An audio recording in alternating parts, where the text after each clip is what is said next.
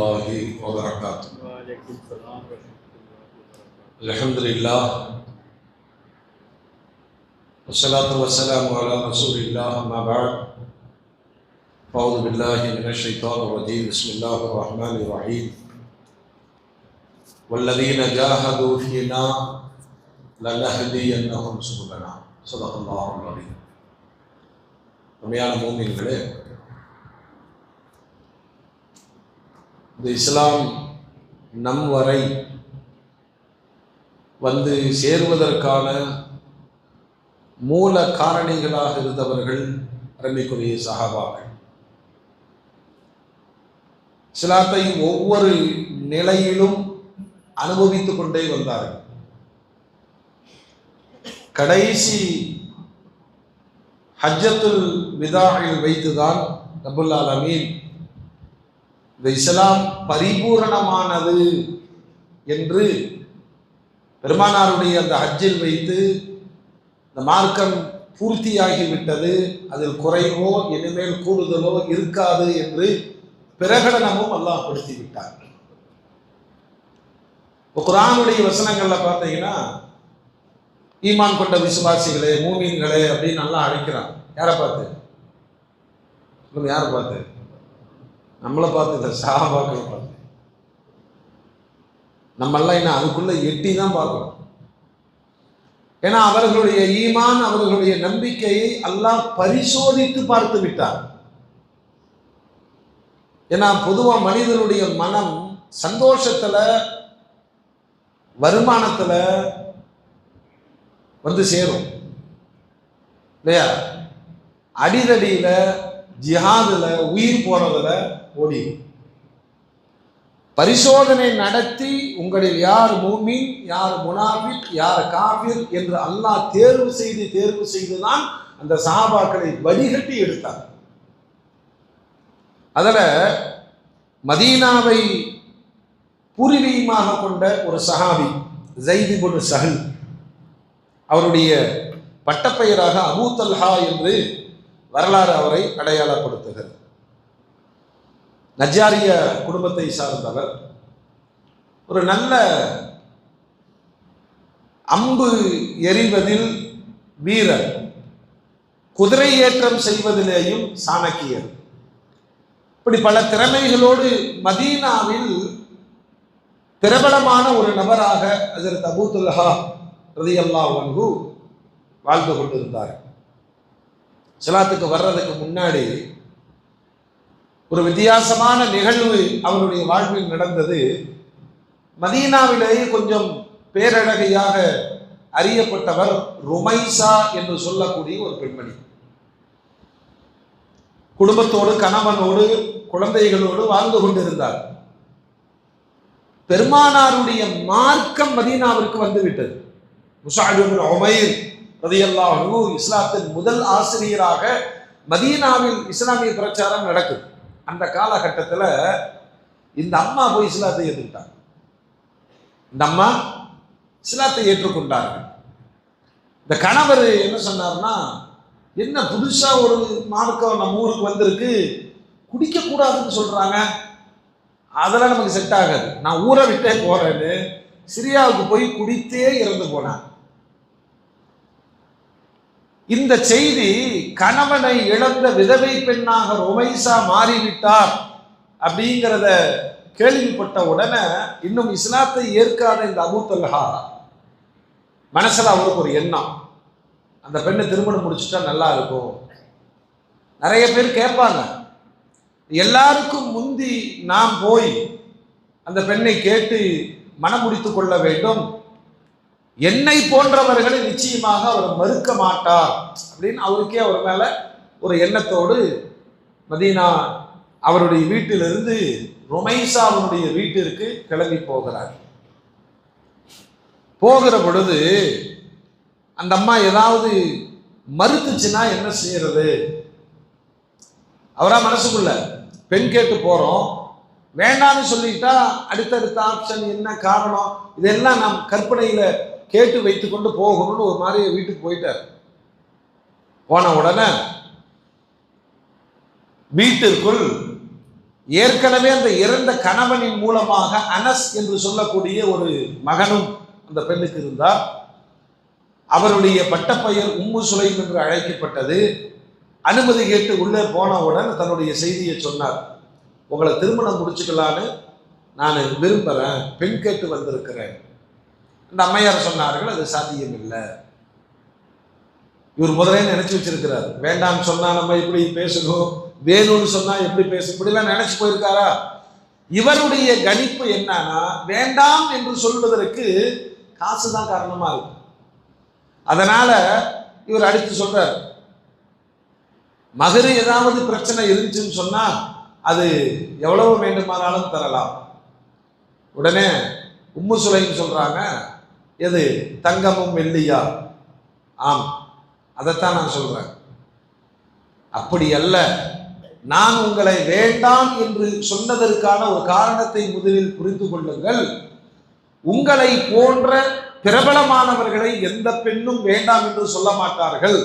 ஆனால் நான் ஒரு இஸ்லாத்தை ஏற்றுக்கொண்ட பரிசுத்தமான பெண்மணி, நீங்கள் காபிராக இருக்கிறீர்கள், இந்த திருமணம் நடக்காது. அவருக்கு இன்னும் அது புரியல. இஸ்லாம்னா என்ன, ஏன் ஒரு காபிருக்கும் ஒரு முஸ்லிமான பெண் திருமணம் முடிக்க கூடாது என்பது புரியல. இன்ன வரைக்கும் காபிர்களுக்கு புரியல. அதனாலதான் புலவு பிரச்சனைகள். அந்த அம்மா விளக்கி சொல்றாங்க, இஸ்லாத்தினுடைய அடிப்படையில் ஈமான் கொண்ட ஒரு பெண்மணி அல்லாஹ்வை மறுக்கக்கூடிய, அல்லாஹ்வை ஏற்காத ஒருவனோடு வாழ்க்கையை அமைக்க கூடாது என்று மார்க்கம் எங்களுக்கு திட்டவட்டமாக சொல்லியிருக்கு. உடனே இவர் சொல்றார், எவ்வளவு விரும்புறியோ அவ்வளவு மகன் நான் தர்றேன். அவர் இன்னும் புரியல. மீண்டும் உம்மு சுலைம் சொன்னார்கள், அதெல்லாம் வழியே கிடையாது, நீங்கள் எவ்வளவு கொடுத்தாலும் இந்த திருமணம் செல்லாது. சரி, வேற என்ன வழி? வழி ஒன்றுதான் இருக்குது. நீங்கள் இஸ்லாத்தை ஏற்றுக்கொண்டால், நான் மனம் முடிக்க தயார். இந்த மாதிரி வார்த்தையை தான் அவர்கள் லவ் ஜிஹாதுன்னு சொல்றாங்க. நம்ம ஷரியத்துல லா துன்கிஹுல் முஷ்ரிகாத் ஹத்தா யுமின்ன, ஒரு முஷ்ரிக்கான பெண்மணி ஈமான் கொள்ளாமல் அவளை திருமணம் முடிக்காதீர்கள். ஒரு இணை வைப்பாளனான ஆண் அவன் ஈமான் கொள்ளாமல் திருமணம் முடிக்காதீர்கள். அப்படி நீங்க அவங்களதான் திருமணம் முடிக்கணும்னு சொன்னா அவங்க இஸ்லாத்துக்கு வரட்டும். இது நம்ம மார்க்கத்தினுடைய நிபந்தனை. அது இல்லைன்னு சொன்னா வாழ்க்கை முழுவதுமே ஹராமான விபச்சாரமான வாழ்க்கையாக ஆகிவிடும். ஏன்? அவங்க காசு, பணம், அந்தஸ்து அதெல்லாம் கிடையாது. அந்த குஃப்ர் என்பதும் ஷிர்க் என்பதும் அல்லாஹ்விற்கு எதிரானது. அது ஒருபோதும் ஈமானோடு கலக்காது கூட. உடனே உம்மு சுலைம் சொல்லுகிறார்கள், வேணா கடைசி ஒரு வழி நான் சொல்லி தர்றேன். நீங்கள் மனமுவந்து இஸ்லாத்தை ஏற்றுக்கொள்வீர்கள் என்று சொன்னால் இந்த காசு பணம்லாம் எனக்கு தேவையில்லை. நீங்கள் இஸ்லாத்தை ஏற்றுக்கொண்டதையே நான் மகராக பொருந்தி கொண்டு மனம் முடித்துக் கொள்கிறேன். சஹாபாக்கள் சொல்றாங்க, மதீனாவினுடைய வரலாற்றிலேயே ஒரு மனிதர் கொடுத்த மகத்தான கண்ணியத்திற்குரிய மகர் எது என்றால் உம்மு சுலைமுடைய மகராகவே அன்று பேசப்பட்டது. நான் இளைஞர்கள்லாம் கவனத்துல வைக்கணும், ஏன்னா நல்ல மகரு கொடுக்கணும். இப்ப அந்த அம்மையார் தீனை படித்திருந்தார், ஒரு பரிசுத்தமான வாழ்க்கையில் இருப்பதினால் உங்க காசு பணம்லாம் எனக்கு தேவையில்லை, நீங்க தான் என்னை திருமணம் முடிக்கணும், என்னோடு வாழணும்னு விரும்பினீங்கன்னா நீங்கள் இஸ்லாத்திற்கு வருவதையே நான் மகராக பொருந்திக் கொள்கிறேன். நான் அவர் அப்படின்னா நான் என்ன செய்யணும்? இப்ப நான் முஸ்லிமாருக்கு என்ன செய்யணும்? அந்த அம்மா சொன்னாங்க, ஒண்ணுமே செய்ய வேண்டாம். யார்கிட்ட போகணும்? யார்கிட்டையுமே போக வேண்டாம், நான் சொல்லி தர்றேன், நீங்க திருப்பி சொல்லுங்க. இஸ்லாம் எவ்வளவு எளிமையானது. அந்த பெண்மணி சொல்லி கொடுக்குறாங்க, சொல்லுங்க அஷ்ஹது அல்லா இலாஹ இல்லல்லாஹ் வ அன்ன முஹம்மதன் அப்துஹு வ ரசூலுஹு. அவ்வளவுதான், இவ்வளவுதான். அந்த பெண்ணே கலிமாவை சொல்லி கொடுக்க, அவர் அதை மனப்பூர்வமாக ஏற்று சொல்ல உம்மு சுலைம் மனம் முடித்துக் கொண்டார்கள். பெரிய பாக்கியம், மனைவியின் கரங்களில் இஸ்லாத்தை ஏற்றுக்கொண்டார். பிறகு இதெல்லாம் ஆரம்ப காலம். அன்சாரிகளின் 2 குழுவினர்கள் மக்காவிற்கு வந்து பெருமானாரை அந்த மினாவில் வைத்து கணவாய் பகுதிகளில் அக்கபா சந்தித்து இஸ்லாத்தை ஏற்றுக்கொண்டார். அதுல 2வது குழுவுல கணவன் மனைவி 2 பேரும் வர்றாங்க. வந்து பெருமானாரை சந்தித்து பரிசுத்தமான அந்த இஸ்லாத்தை அவர்கள் நிரூபித்து தங்களை முஸ்லிம்களாக மீண்டும் அடையாளப்படுத்தி கொண்டு மதீனாவிற்கு திரும்பி சென்று விட்டார்கள். நபிகள் நாயகம் ஸல்லல்லாஹு அலைஹி வஸல்லம் இப்பொழுது மதீனாவுக்கு வர்றாங்க. காலங்கள் ஓடுது. மதீனாவுக்கு வருகிற பொழுது இந்த அபூ தல்ஹா ரலியல்லாஹு அன்ஹு அவர்களுடைய மனசு ஒரு பெண்ணுக்காக ஆசைப்பட்டு இஸ்லாத்திற்கு வந்தார் என்றாலும் அவருடைய ஈமானில் அல்லாஹ் ஏற்படுத்திய ஒரு உறுதி என்னன்னா, தொடர்ந்து பெருமானாருடைய நெருக்கத்தில் இருப்பது, அவர்களிடமிருந்து மார்க்கத்தை கற்றுக்கொள்வது, ஜிஹாதுக்காக தன்னை அர்ப்பணிப்பது. இவர்கிட்ட 2 தனிச்சிறப்புகளை வரலாறு சொல்லுது. காலமெல்லாம் நோன்பாளியாக இருந்தார். எப்ப நோன்பு வைக்க மாட்டாரு? 2 பெருநாள் என்று நோன்பு வைப்பது ஹராம், அதனால் நோன்பு வைக்க மாட்டார். மற்ற எல்லா நாட்களிலேயும் நோன்பாளியாகவே இருந்திருக்கிறார். பெருமானார் ஸல்லல்லாஹு அலைஹி வஸல்லம் அவர்களிடத்தில் மிக நெருக்கமாக இருந்து நிறைய அறிவு ஞானங்களை கற்றுக்கொண்டார். ஒரு நாள் அவருக்கு மதீனால ஒரு தோட்டம் இருந்தது. நல்ல பிரம்மாண்டமான தோட்டம், நிறைய பேரீத்தம் மரங்களும் திராட்சை கொடிகளும் அதிலே உருவாக்கி வைத்திருந்தார். பெருமானார் ஸல்லல்லாஹு அலைஹி வஸல்லம் எப்பொழுதாவது தனிமையை விரும்பினால் இந்த தோட்டத்தில் வந்து அவருடைய தோட்டத்தில் ஓடிக்கொண்டிருக்கிற நீர் ஊற்று அதில் அப்படி காலை நினைச்சுக்கிட்டு அல்லாஹ்வுடைய ரசூல் கொஞ்சம் அமைதியா ஓய்வு எடுக்கக்கூடிய வாய்ப்புகள் எல்லாம் அவர் பண்ணி கொடுத்திருந்தார். பைருஹா ஒரு நாள் தன்னுடைய தோட்டத்தில் ஒரு தக்பீர் கட்டி தொழுதுட்டு இருக்கிறார். நமக்கு ஏற்படுற பிரச்சனை தான். தொழுது கொண்டு இருக்கும் போது ஒரு அழகான பறவை வருது. அது பார்த்தா உடம்பெல்லாம் பச்சை, அந்த மூக்கு அழகு, அந்த அழகு வந்து சிவப்பு நிறத்தில் இருக்கு. கால்கள் எல்லாம் பல கலர்களில் இருக்கு. இவர் எங்க இருக்காரு? தொழுகையில் இருக்காரு. நம்மளும் சில நேரத்தில் தொழுகை தக்பீர் கட்டிக்கிட்டு அப்படியே இன்னும் வாட்ச் இங்கே மாறிட்டு இருக்கும். அதெல்லாம் வாட்ச் பண்ணுவோம், அதான் வாட்ச் இல்லையா? அது பார்த்துக்கிட்டே இருந்தாரு. அது பறக்கிறதெல்லாம் பார்த்தாரு. கடைசியில 2ஆ 3ஆ கன்ஃபியூஸ் ஆயிடுச்சு. எது? தொழுது 2 ரக்காத்தா 3 ரக்காத்தான்னு கன்ஃபியூஸ் ஆயிடுச்சு. பயந்துட்டார். அவங்க சஹாபாக்கள் இல்லையா? பயந்துட்டார். நேரா பெருமானார் ஸல்லல்லாஹு அலைஹி வஸல்லம் அவரிடத்துல போய் சொல்றாரு, யா ரசூலல்லாஹ், இந்த பசுமையான இந்த தோட்டம் எனக்கு ரொம்ப பிரியமானது, ஆனால் அல்லாஹ்வுடைய நினைவை விட்டும் திருப்புவதற்கு இது காரணமாக அமைஞ்சிருச்சு. அதனால இது முழுவதையும் ஃபீ சபீலில்லாஹ், அல்லாஹ்வுடைய பாதையிலே நான் சதகாவாக தந்து விடுகிறேன். நீங்கள் விரும்பும் பணிகளுக்காக இதை பயன்படுத்தி கொள்ளுங்கள் அப்படின்னார். இந்த மனசு வருமா? சொல்லுங்க. தொழுதுகிட்டே இருக்கிறோம், முன்னாடி செல் போட்டோம், சைலண்ட்லேயே வச்சிருந்தோம், அது அப்படியே அடிக்குது. இவன் எதுக்குடா இந்த இடத்துல கூப்பிடுறா? எங்க தொழுகையில் உன்னோட பெரிய தொந்தரவு, காசு வாங்கினா திருப்பி தர மாட்டேங்கிறான், இன்னும் போச்சு. அவன் கூப்பிட்டது நம்ம கவனத்தை அப்படியே அவன் மேலே எதுவும் 2ஆ 3ஆ இந்த செல்லு தானே என் தொழுகை கெடுத்துச்சு, இந்த சதக்கான்னு சொல்லி யாருக்கா கொடுத்து பாரு.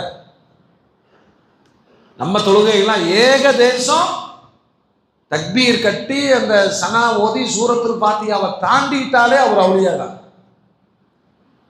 தாண்டிட்டாலே அவுலியாதான். பெரும்பாலும் இப்படி தக்பீர் கட்டி சுப்ஹானல்லாஹ் மதியத்துக்கு வரும்போது பால் வாங்கிட்டு வந்து சொன்னால நம்மளை பால்காரனாக்கி ரொம்ப வருஷமாச்சு. சரி, அல்ஹம்துலில்லாஹ் ரப்பில் ஆலமீன் ரஹ்மானிர் ரஹீம் மாலிகி யௌமிddin.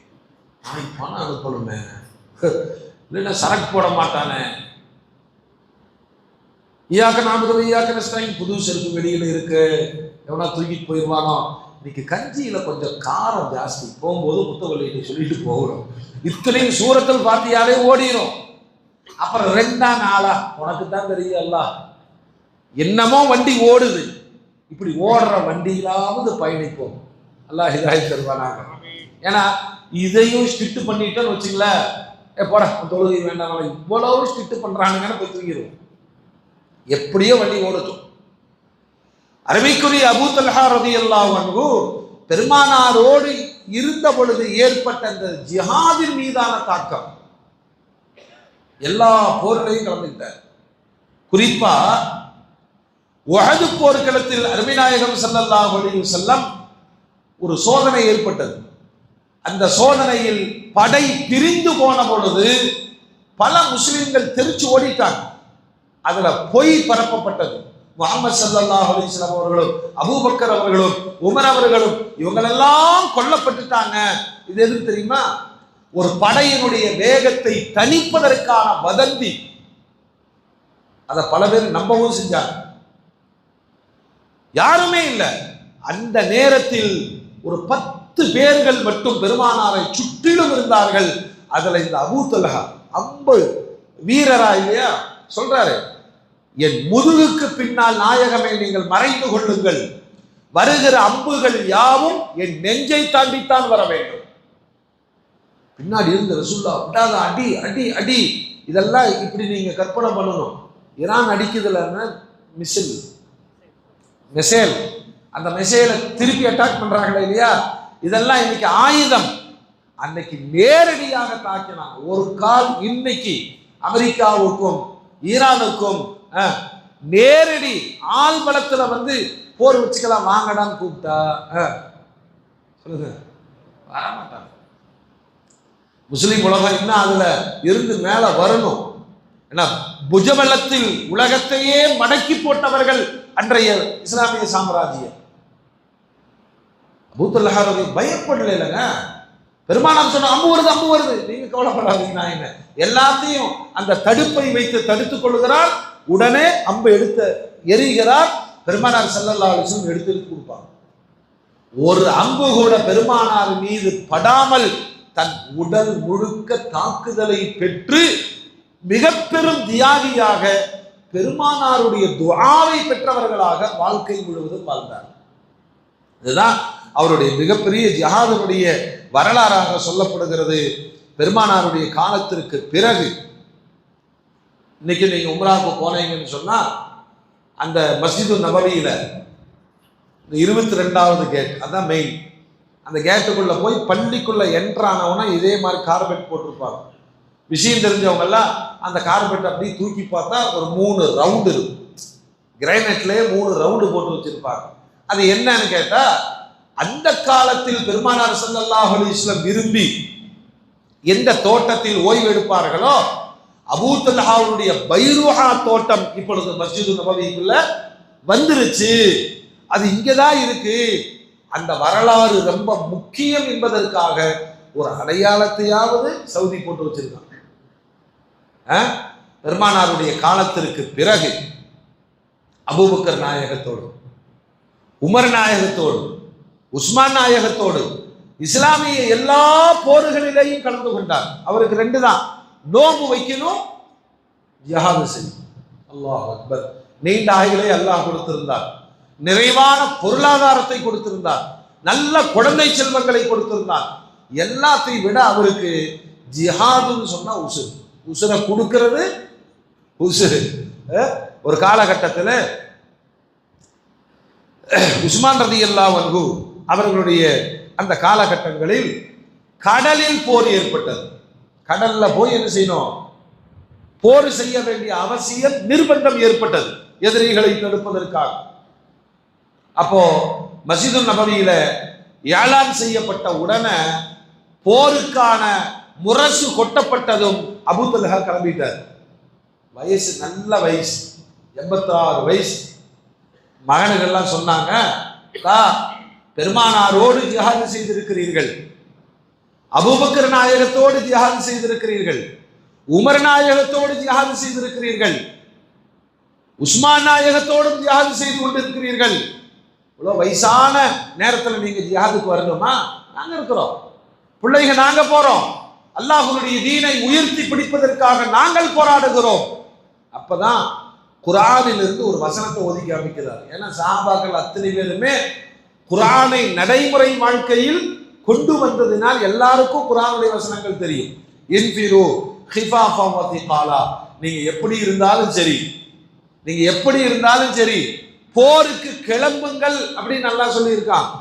இந்த வயசு உள்ளவங்க தான் போருக்கு வரணும், இந்த வயசு உள்ளவங்க போருக்கு வராதீங்க அப்படின்னா அல்லாஹ் சொல்லல. அதனால என்னை தடுப்பதற்கான அதிகாரம் உங்களுக்கு இல்லை. கிளம்ப சொன்னவன் யாரு?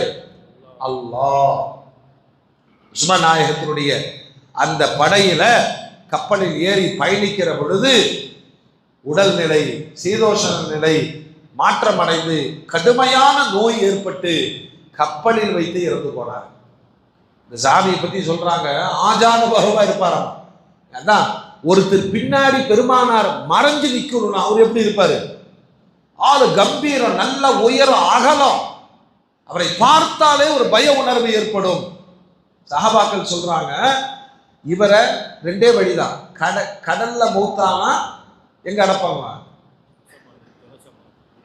கடல்ல உள்ள விட்டுருவாங்க. அது ஒரு வழி இருக்கு.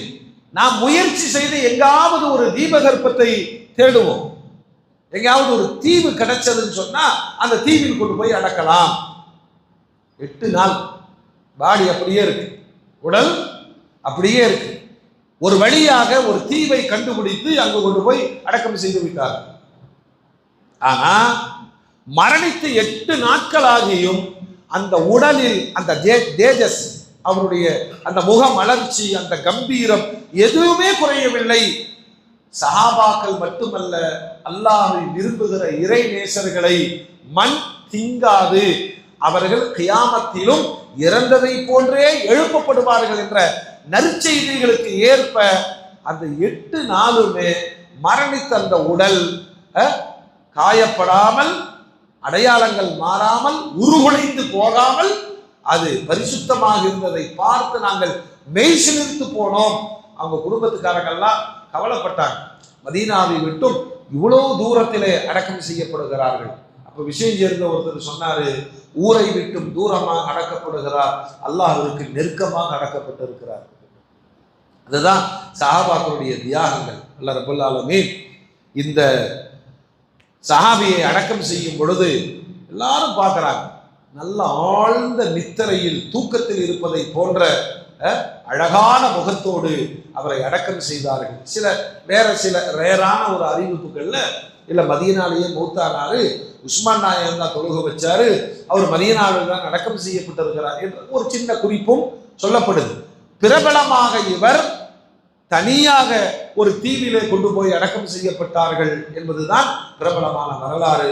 அல்லாஹ் ரப்பல் ஆலமீன் அந்த சஹாபாக்களுடைய எதிர்பார்ப்பு இல்லாத தியாகங்கள் தான் இன்றைக்கு நம் வரை மார்க்கம் வந்து சேர்ந்துருக்கு. ஐஷா நாயகம் சொல்லுவாங்க, இப்ப எல்லாம் ஜிஹாத் இல்லைவா, அவங்க காலத்துல சொன்னாங்க, இப்ப எல்லாம் ஜிஹாது கிடையாது, இஸ்லாம் சுதந்திர மார்க்கமாக உலகம் முழுவதும் போய் சேர்ந்துருச்சு.